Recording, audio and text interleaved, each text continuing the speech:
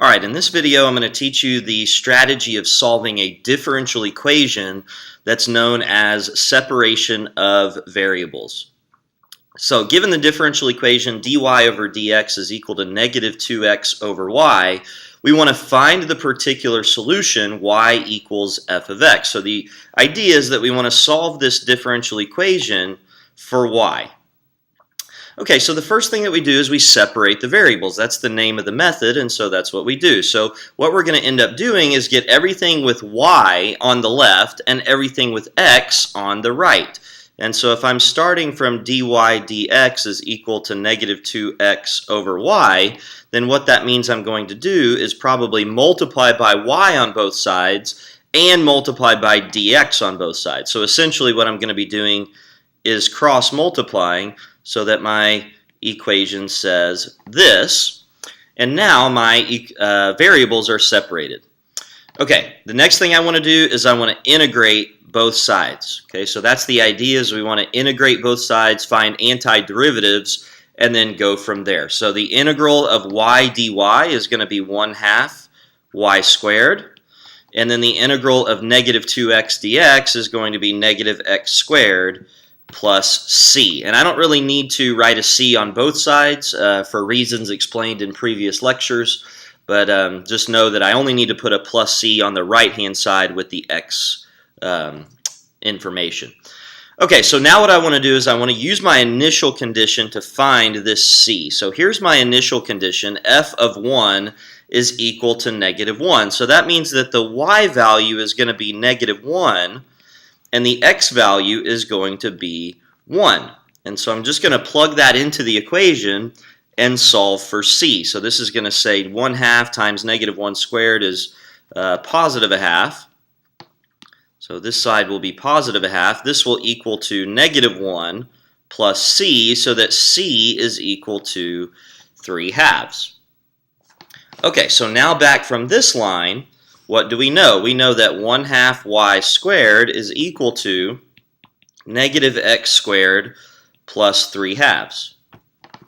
And the last thing that I want to do is I want to solve for y. So I'm going to multiply everything in the equation by 2 so that it says y squared is equal to negative 2x squared plus 3. And then I have to take the square root of both sides. So that's going to mean that y is equal to plus or minus the square root of 2x squared plus 3. Sorry, negative 2x squared plus 3. Let me erase that and try again. This will be the square root of negative 2x squared plus 3. But the question is, do I want the positive square root or do I want the negative square root?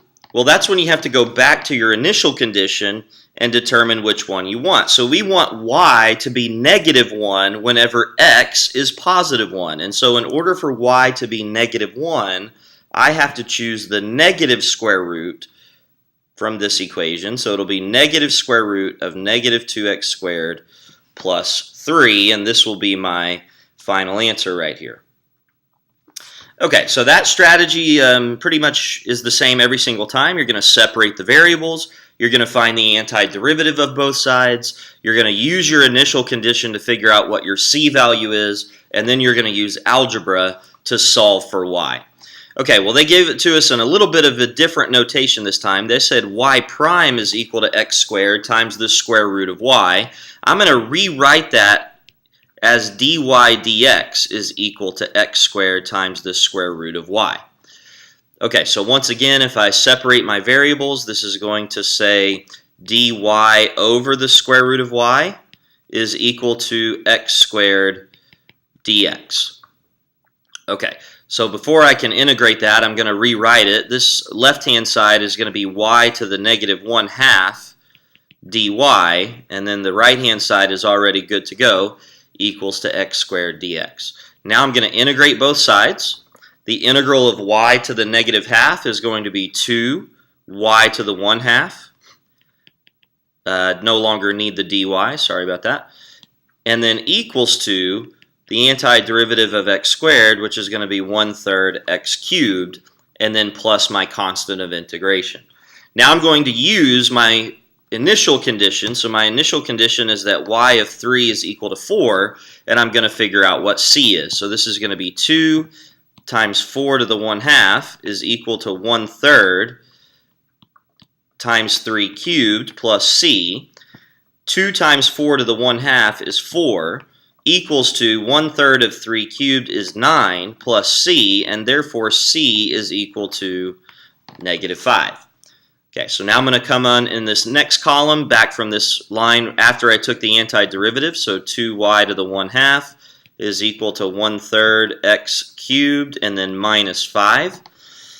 Okay, and now I'm going to do my best to use some algebra to solve for y. So if I divide everything by 2, that's going to be y to the 1/2 is equal to 1 over 6 x cubed minus 5 over 2. And then to get y by itself, we're going to square both sides to get rid of the 1/2 power. And so y is going to equal to 1 over 6x cubed minus 5/2 squared. Okay, and that is going to be my final answer right there. I got y equals, and I figured out what my c value was so that my initial condition is satisfied. Okay, here's another example, just again using the same methodology. So I just want you guys to have a lot of good examples to look at as you're working on these problems. So again, I'm going to separate my variables. So let's just start by rewriting the original equation down. Obviously, that's not something that you have to do, but sometimes it's helpful. Okay, in order to get this separated variables, we know that we're going to have to divide by y squared on both sides and also multiply by dx. And so this is going to say dy over y squared is equal to 4x dx. Okay, which means that y to the -2 dy is equal to 4x dx. And now I'm going to take the integral of both sides. Okay, so the antiderivative of y to the -2, we increase the exponent by 1 and divide by the new exponent, so that's going to be -y to the -1 is equal to the antiderivative of 4x, which is going to be 2x squared, and then plus c. Okay, my initial condition is y of 1 is equal to 3, so we're going to use the initial condition to figure out what c is. So this is really going to be -1/3 over here. And I'll give you a second to think about y. The y to the -1 means 1 over y, and so that's how I have -1/3. And that's going to equal to 2 times 1 squared plus c. And so my c is going to end up being -1/3 minus 2, which is going to be -7/3. Okay, so now back up here, I'm going to have y to the -1 is equal to 2x squared minus 7/3. Okay, and then to get this to say y equals is really pretty straightforward. We're going to first of all multiply by a negative sign on both sides so that y to the -1 is equal to -2x squared plus 7/3. And then y to the -1, we mentioned that earlier this is just the same thing as 1 over y. So if we took the reciprocal of both sides, then we're going to get y equals, and so y is equal to the reciprocal of -2x squared plus 7/3. Now that sort of looks like a goofy final answer, but remember on FRQ you don't have to simplify anything. This would be considered a correct final answer. Now to get it to look like something that you might see on a multiple choice, probably what would have to happen is that you'd have to multiply by a 3 over 3 so that that fraction in the denominator would be gone. And so you'd be looking at 3 over -6x squared plus 7, and that would more than likely be what the answer choice would look like on a multiple choice problem. But what I have highlighted here in yellow on FRQ is more than okay. All right, the next one, dy over dx is equal to y plus 3 over x squared. Okay, so dy dx is y plus 3 over x squared. Now, cross-multiplying here is not going to really help me as far as getting the variables separated, but what we could do is just cross-multiply and then go from there. So if we cross-multiply, we get x squared dy is equal to y plus 3 dx. And so to get my variables on the same side, I know it looks like I'm going to have to divide by x squared on both sides and I'm going to have to divide by y plus 3 on both sides. And so this is going to end up saying dy over y plus 3 is equal to dx over x squared. Okay, well I know that that really means y plus 3 to the negative 1 dy, which is equal to x to the negative 2 dx. Okay, so if we integrate both sides of that equation, we're sort of running out of room here, so we'll have to come back up here. The integral of y plus 3 to the minus 1. Well, if I try to bump up and divide that, I can't bump up to 0 and then divide by that. So that means that's the natural log rule. And so the antiderivative of that term is going to be natural log of the absolute value of y plus 3. And this is going to equal the antiderivative of x to the negative 2, which is going to be negative 1 over x plus c. Okay, we now want to use our initial condition to figure out what our c is. And so this is going to say the natural log of y plus 3, but y is 1 in my initial condition. So I'm going to just save some space and put a 4 there. And then this is going to equal to negative a half plus c. And so my c value is going to be natural log of 4 plus a half. Okay, that's kind of a goofy answer, but it's all right. We're going to leave it like that, no big deal. And we're going to come back to our line where we first had our c, and we're going to plug in what our c is now. So natural log of, sorry about that, I still need the absolute value bars. We'll talk about the absolute value bars here in just a second.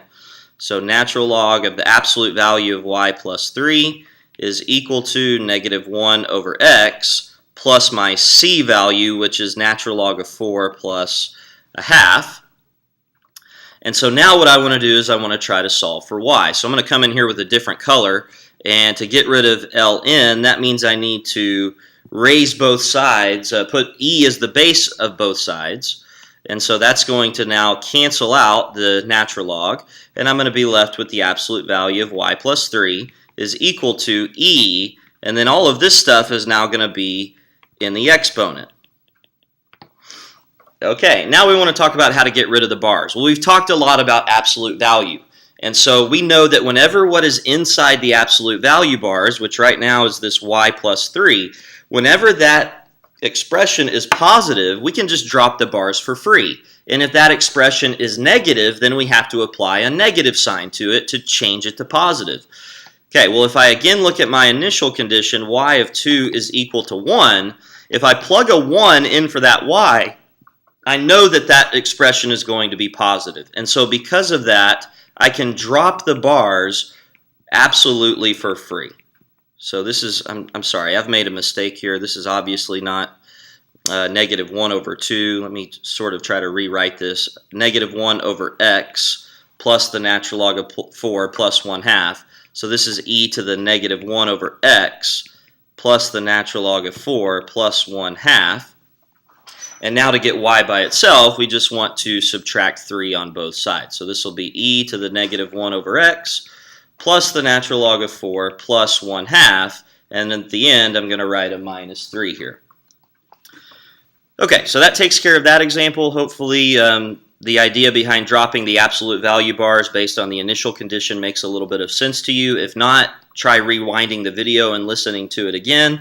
And if it still doesn't make sense, then feel free to contact me and I'll be happy to explain it again. Okay, our last example here, we have dy dx is equal to 3 minus y multiplied by cosine x with an initial condition of f of 0 is equal to 1. So if we separate our variables, it looks like I'm going to have to divide by 3 minus y on both sides and then multiply by dx on both sides. So cosine x dx is going to be my right-hand side.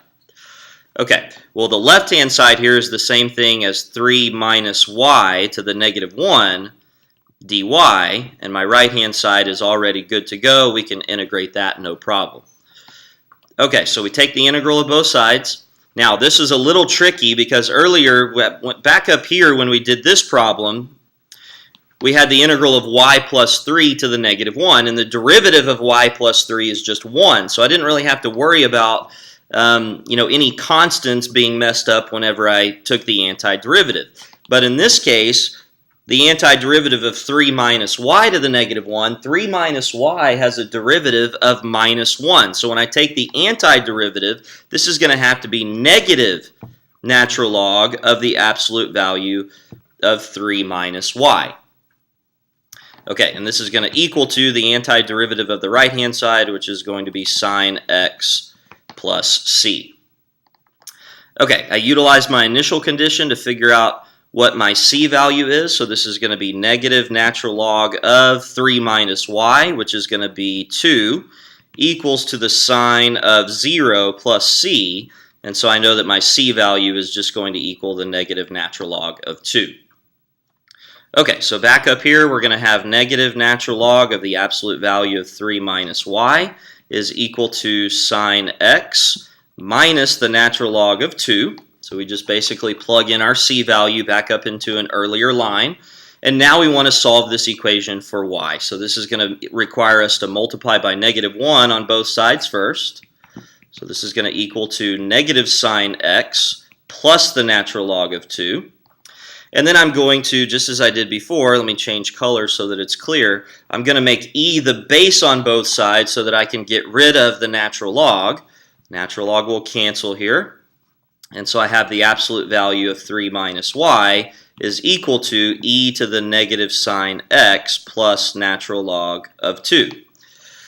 Okay, well, just like before in example 4, we need to determine how to get rid of these absolute value bars. So if I look at my initial condition, f of 0 equals to 1, if I type a 1 in for that y in this expression in the absolute value bars, I notice that it's going to be positive. And so therefore I can drop the absolute value bars essentially for free.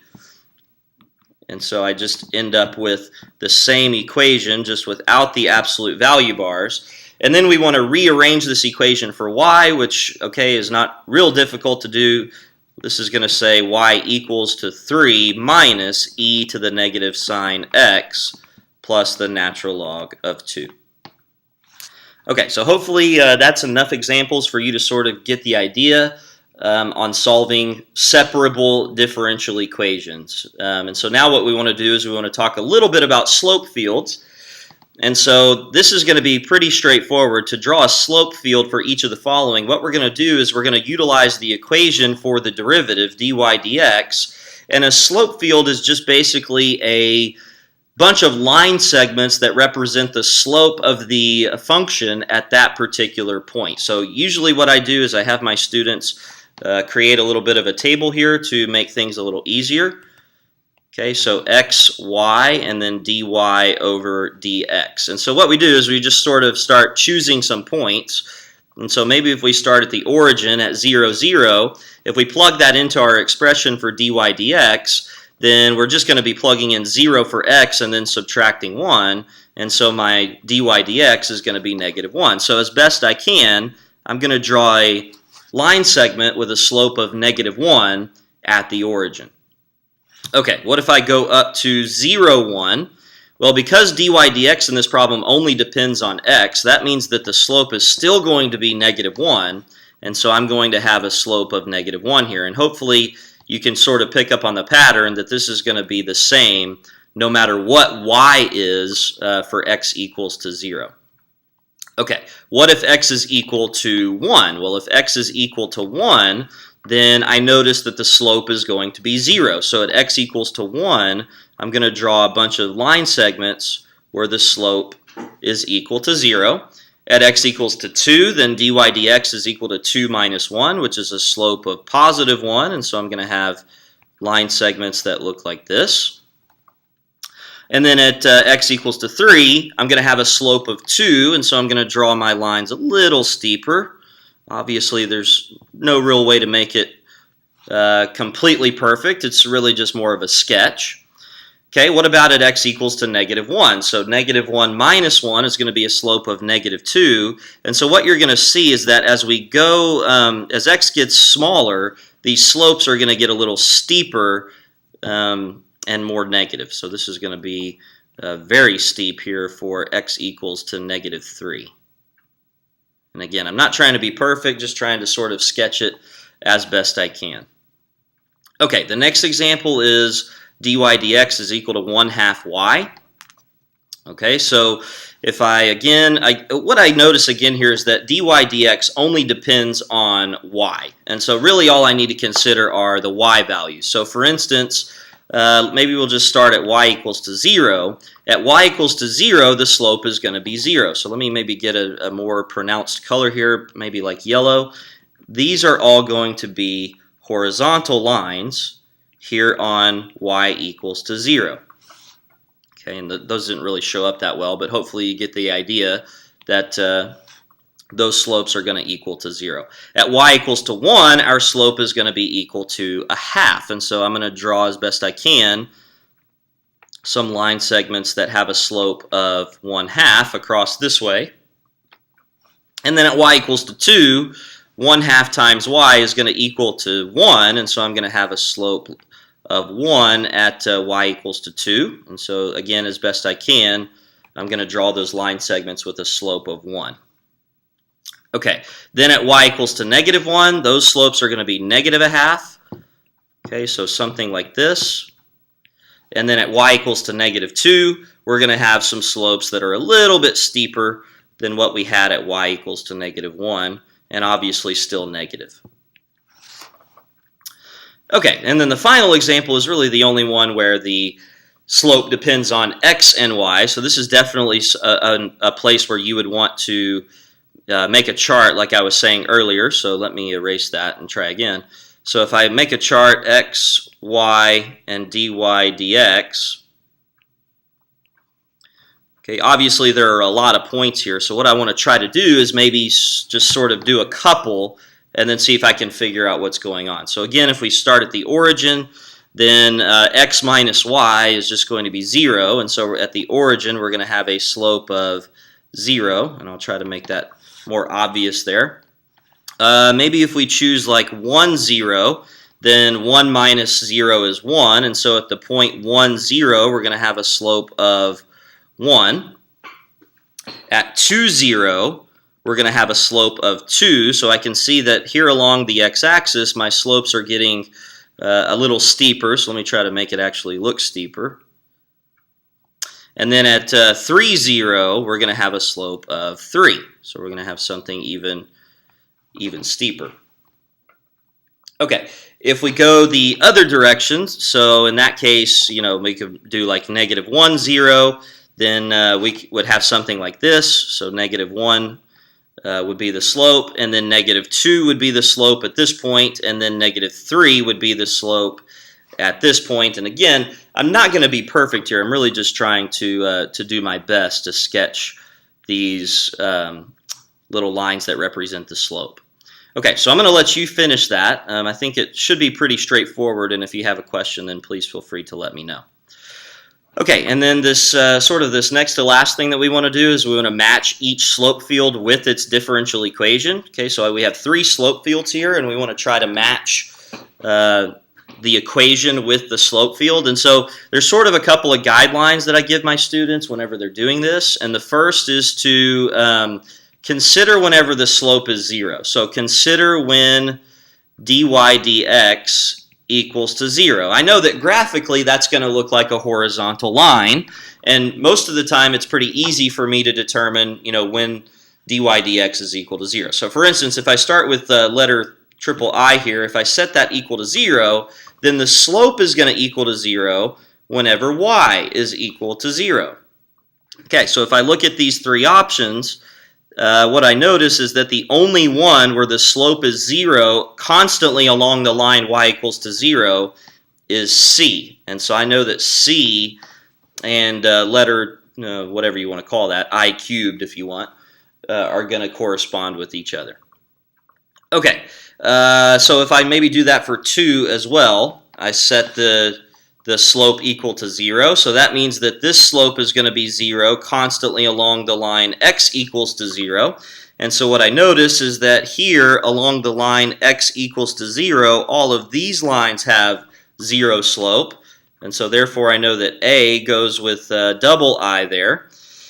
Okay, and then obviously that sort of makes it obvious that I goes with B, but how could we figure that out? Well, if we set this equal to 0, then I know that I'm going to have 0 slopes along the line y equals to negative x. And so if I do my best here to circle these slopes along the line y equals to negative x, you'll notice that they're all horizontal, meaning that they have a slope of 0, and so that's how I know that B goes with I. Okay, last thing I want to show you how to do, and this is a little silly that the AP exam asks you to do this, in my opinion, but they do ask you to do it on a fairly regular occasion, and so I want to just kind of show you what to do here. It says to sketch a solution of the differential equation whose slope field is shown that passes through the point 1, 1. So the point 1, 1, you have to be very careful with the scaling. The point 1, 1 is about right there. And what these little lines represent is the slope of this particular solution at each point. And so what I'm going to do, just as best I can, and there's not, you can't really be perfect at this, you're just sort of sketching. We're going to try to sketch a graph that goes through this point 1, 1 and pretty much just follows the lines, these slope lines, the rest of the way. So if I sort of start going up, okay, then I notice that these lines are obviously increasing, and so my graph is going to go up like that, and just like I said, as best I can, it's going to have those slopes. And then here, okay, what we notice as we go down is that the graph sort of just starts turning and sort of starts going like this. Okay, I'm just trying to follow those slope lines as best I can. And so that is a pretty good sketch of the solution of the differential equation that passes through 1, 1. And so I know that kind of seems like, sort of the term in the math world is hand wavy, like I just waved my hand and got the answer. That's essentially what it is. You're just basically trying as best you can to sketch the solution that basically follows the lines and goes through the point 1, 1. Okay, so that's the end of the first lecture video. I'll get the second one done and post it up on my website. Hope you guys are having fun in San Antonio. And for anybody else listening to this video, I hope going back and re-watching this was helpful for you. All right, talk to you guys later.